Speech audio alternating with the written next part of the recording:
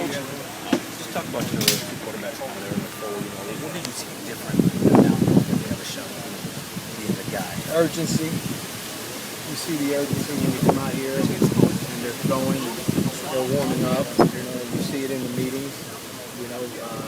Before you guys came up there earlier today, there's a lot of questions asked when they first walked in here, so it's a little more urgency. What's the mood kind of been like in the room for the past 48 hours with them, losing Ryan and then just having to jump up the way they both have to? The mood's been about the same. The mood hasn't changed. I try to set the tempo for meetings. We don't have a lot of time when we meet. There's a lot of things at the quarterback position that you have to cover.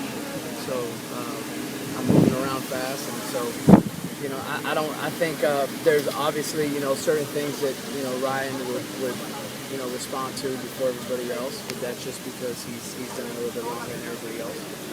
What sort of things can you do with the two incoming freshmen right now? Can they have a playbook? Can you sort of go over things with them? Yeah, talk about them a little bit. Playbook. We can talk about it on the phone.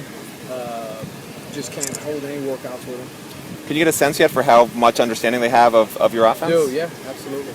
They're two smart kids that they're really studying the books. Hey, James, how much do you feel for Ryan? He waits 2 years, and then he sits out because of the transfer. Yep. Basically, waits 2 years. So patient. Right, a lot. I feel for him a lot. We text back and forth all weekend. On Sunday, I was like, "How you doing?" He was like, "I'm great. How about you?" I was like, "I feel like I just, tore my ACL." And he was like, "Well, he gave me a smart aleck remark, but he's doing good." Yeah, you feel for him. Just because all the hard work was put into it. He made great strides from last spring to now. He's a different guy. But now he's got another challenge in front of him. Let's see how that goes. How does that change things for coaches, for you? I was just asking Al. Yeah, it changes it a lot with regards to how you got to get guys prepared. Great crow for the group.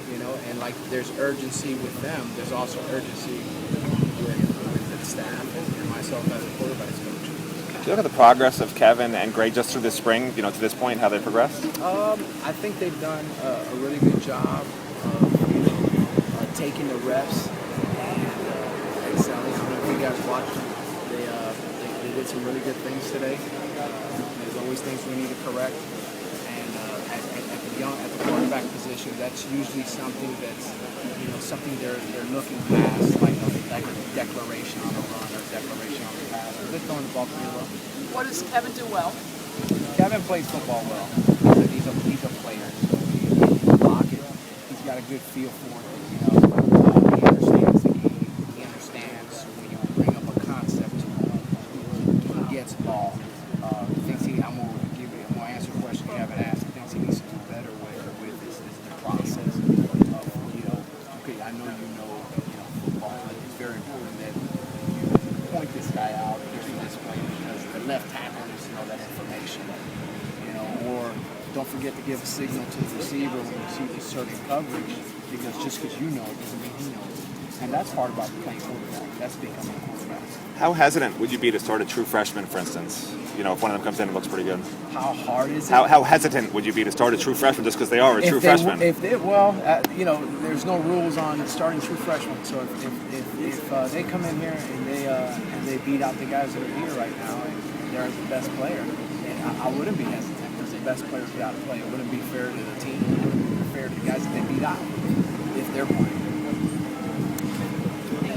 Thanks a Thanks lot, for James. letting us Appreciate it. sit in.